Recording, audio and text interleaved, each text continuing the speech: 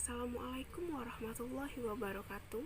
Kami dari kelompok 8 ingin menjelaskan tentang instrumen keuangan sebagai tugas mata kuliah akuntansi keuangan menengah 1 yang beranggotakan saya Rizky Hairani dan teman saya Hana Afifah Zahra dan Putri Handayani. Berhubung salah satu teman kami Putri tidak bisa ikut dalam pembuatan video kali ini dikarenakan sedang dalam masa pemulihan pasca operasi. Jadi, materi instrumen keuangan ini akan saya jelaskan bersama Hana. Adapun beberapa hal yang akan kami jelaskan, yaitu tentang pengantar perkembangan standar akuntansi, penyajian instrumen keuangan, pengakuan dan pengukuran, serta pengungkapan tentang standar akuntansi instrumen keuangan, PSAK 50-55 berganti menjadi 71 dan PSAK 60. Baiklah, kita mulai saja. Saya persilahkan kepada Hana. Saya Hana Afifah Zahra pertama-tama akan menjelaskan mengenai 4 pilar standar akuntansi di Indonesia, yaitu ada SAK Etap, SAK MKM, SAK Syariah, dan SAP. Ada beberapa PSAK yang tidak berlaku lagi pada saat ini, yaitu PSAK 59, 31, 29, 33, dan masih ada beberapa SAK lagi yang tidak berlaku pada saat ini. SAK Etap yang pertama mengenai SAK Etap. SAK Etap terdiri dari 30 bab yang membahas dari ruang lingkup, konsep, dan prinsip pervasif, penyajian laporan keuangan, neraca, laporan laba rugi, perubahan ekuitas, arus kas, CALK, hingga tanggal efektif dan daftar istilah. Berikutnya adalah SAK MKM, disahkan pada 24 Oktober 2016, di-launching pada KNA 8 Desember 2016. Terdiri dari 18 bab yang membahas mengenai ruang lingkup, konsep dan prinsip pervasif, penyajian laporan keuangan, penyajian laporan posisi keuangan, laporan laba rugi, hingga tanggal efektif pada bab 18. Berikutnya saya akan menjelaskan mengenai PSAK 50. PSAK 50 merupakan adopsi dari IAS 32. Isi PSAK 50 revisi 2014 terdiri dari tujuan, ruang lingkup, dan definisi. Penyajian diantaranya adalah penyajian liabilitas dan ekuitas, instrumen keuangan majemuk, saham yang diperoleh kembali, saham dividen, saling hapus antar aset keuangan dan liabilitas keuangan. Pedoman penerapan yang merupakan bagian yang tidak terpisahkan dari PS 50, contoh ilustrasi yang melengkapi tetapi bukan bagian dari PSAK 50. Tujuan dari PSAK 50 menetapkan prinsip penyajian instrumen keuangan sebagai liabilitas atau ekuitas dan saling hapus aset keuangan dan liabilitas keuangan. Prinsip dalam pernyataan ini melengkapi prinsip pengakuan dan pengukuran aset keuangan, pengungkapan informasi mengenai prinsip tersebut dalam PSAK 60, instrumen keuangan pengungkapan. Ruang lingkupnya antara lain, instrumen keuangan kontrak pembelian dan penjualan item non keuangan yang dapat diselesaikan secara neto dengan kas atau instrumen keuangan lainnya atau dengan mempertukarkan instrumen keuangan seolah-olah instrumen keuangan.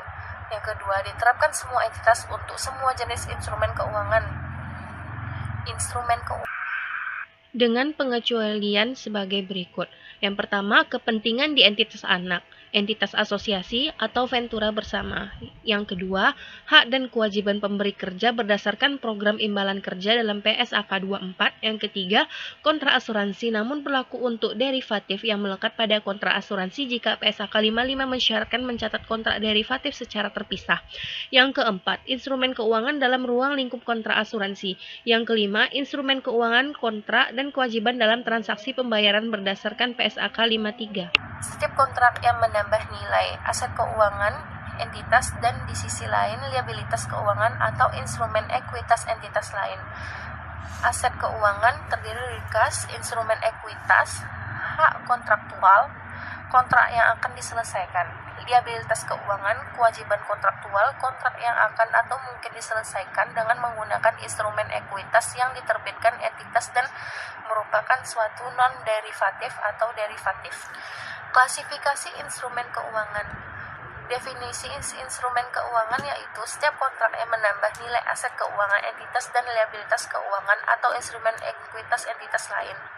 Aset keuangan terdiri dari kas, instrumen ekuitas entitas lain, hak kontraktual, kontrak diselesaikan dengan instrumen ekuitas entitas, liabilitas keuangan, kewajiban kontraktual, dan kewajiban diselesaikan dengan instrumen ekuitas entitas. Ekuitas kontrak yang memberikan hak residual atas aset suatu entitas setelah dikurangi dengan seluruh kewajibannya. Berikut mengenai definisi nilai wajar. Nilai wajar adalah harga yang diterima untuk menjual suatu aset atau harga yang akan dibayar untuk mengalihkan suatu liabilitas dalam transaksi teratur antara pelaku pasar pada tanggal pengukuran. Berikutnya mengenai instrumen yang mempunyai fitur opsi jual. Instrumen yang mempunyai fitur opsi jual adalah instrumen keuangan yang memberikan hak kepada pemegangnya untuk menjual kembali instrumen kepada penerbit dan memperoleh kas atau aset keuangan lain atau secara otomatis menjual kembali kepada penerbit pada saat terjadinya suatu peristiwa yang tidak pasti di masa yang akan datang atau kematian atau purna karya di pemegang instrumen. Pilihan penyesuaian. Jika instrumen keuangan derivatif memberi kepada salah satu pihak pilihan secara penyelesaian, misalnya penerbit atau pemegang instrumen dapat memilih penyelesaian secara neto dengan kas atau mempertukarkan saham dengan kas, maka instrumen tersebut adalah aset keuangan atau liabilitas keuangan. Penyelesaian kontingensi. Instrumen keuangan ada liabilitas keuangan bagi penerbit kecuali jika bagian dari ketentuan penyelesaian kontingensi yang mensyaratkan penyelesaian secara kas atau melalui penyerahan aset keuangan lain. Penerbit disyaratkan untuk menyelesaikan kewajibannya dengan kas atau dengan penyerahan aset keuangan lain. Instrumen tersebut memiliki fitur dan memenuhi kondisi di paragraf 13 dan 14. Untuk materi selanjutnya akan dijelaskan oleh Rizky Khairani. Kepada Rizky Khairani dipersilahkan. Saya akan menyambung penjelasan dari anak tadi. Kita masuk ke instrumen keuangan, pengukuran PSAK 55, draft exposure PSAK 71. Adapun jenis instrumen keuangannya terdiri dari aset keuangan, liabilitas keuangan, instrumen ekuitas, instrumen derivatif, dan instrumen lindung nilai. Adapun tujuannya yaitu mengatur prinsip-prinsip dasar pengakuan dan pengukuran aset keuangan, liabilitas keuangan, dan kontrak pembelian atau penjualan item non-keuangan, dan ruang lingkupnya kecuali investasi, anak, asosiasi, dan joint venture PSAK 65, 15, dan 12, dan 66. Hak dan kewajiban yang diatur dalam sewa PSAK 30, hak dan kewajiban pemberi kerja PSAK 24, instrumen keuangan terbitan entitas yang memenuhi definisi instrumen ekuitas, hak dan kewajiban dalam kontrak asuransi PSAK 62, kontrak dalam rangka kombinasi bisnis PSAK 22, komitmen pinjaman dan provisi PSAK 57, transaksi kompensasi berbasis saham PSAK 52. Pengukuran awal yang pertama, aset dan kewajiban keuangan. Jika diukur melalui nilai wajar melalui laba rugi, ditemukan nilai wajar yaitu biaya transaksi atau expense. Jika tidak diukur pada nilai wajar melalui laba rugi, nilai wajar ditambah biaya transaksi yaitu biaya transaksi dikapitalisasi. Ilustrasi provisi. Contoh, entitas A memberikan pinjaman Rp600.000 dengan bunga 8% per tahun. Bunga sebesar 8% dikali total pinjaman dibayarkan setiap akhir tahun dan pokok dilunasi pada akhir tahun ketiga. Entitas A membebankan provisi 4% yang dipotong dari pinjaman yang diberikan. Jumlah pinjaman yang diberikan atau diterima sebesar Rp600.000 dikurangi 4% yaitu Rp576.000. Dihitung ulang bunga efektif, tingkat bunga yang menyamakan nilai kini kas yang akan diterima dengan nilai pinjaman Rp576.000 dengan penjelasan ada di tabel selanjutnya. Dan ada keterangan tingkat suku bunga efektif lebih besar karena nilai uang yang diberikan lebih kecil. Perusahaan tetap akan memperoleh pembayaran bunga 8% dari pokok. Tingkat suku bunga efektif dihitung sebesar 9,59708%. Selanjutnya, pengungkapan instrumen keuangan PSAK nomor 60. Ruang lingkupnya untuk semua entitas dengan seluruh jenis instrumen keuangan kecuali penyertaan dalam entitas anak, entitas asosiasi dan ventura bersama kecuali PSAK 4, 12, dan 15 mengizinkan menerapkan sesuai PSAK 55. Hak dan kewajiban imbalan pekerja atau PSAK 24, kontrak asuransi PSAK 28, instrumen kontrak dan kewajiban keuangan dari transaksi berbasis saham ED PSAK 53, instrumen ekuitas putable instrumen ED PSAK 50 R 2010. Adapun signifikansi instrumen keuangan, entitas mengungkapkan informasi yang memungkinkan penggunaan laporan keuangan untuk mengevaluasi signifikansi instrumen keuangan terhadap posisi dan kinerja keuangan. Yang kedua, pengungkapan dalam posisi keuangan, kinerja, dan pengungkapan lainnya. Adapun pengungkapan dalam laporan posisi keuangan, yang pertama kategori aset keuangan dan liabilitas, yang kedua aset dan liabilitas keuangan yang diukur pada nilai wajar melalui laba rugi, yang ketiga aset dan liabilitas keuangan yang diukur pada nilai wajar melalui penghasilan komprehensif lain, yang keempat ada reklasifikasi, yang kelima saling hapus aset keuangan dan liabilitas keuangan, yang keenam ada agunan, yang selanjutnya akun penyisian kerugian kredit, instrumen majemuk dengan beberapa derivatif melekat, yang terakhir ada gagal bayar dari pelanggan. Pengakuan dan pengukuran draft exposure PSAK 71. Draft exposure PSAK 71 instrumen keuangan menggantikan PSAK 55 yang direncanakan efektif per 1 Januari 2019 atau 2020.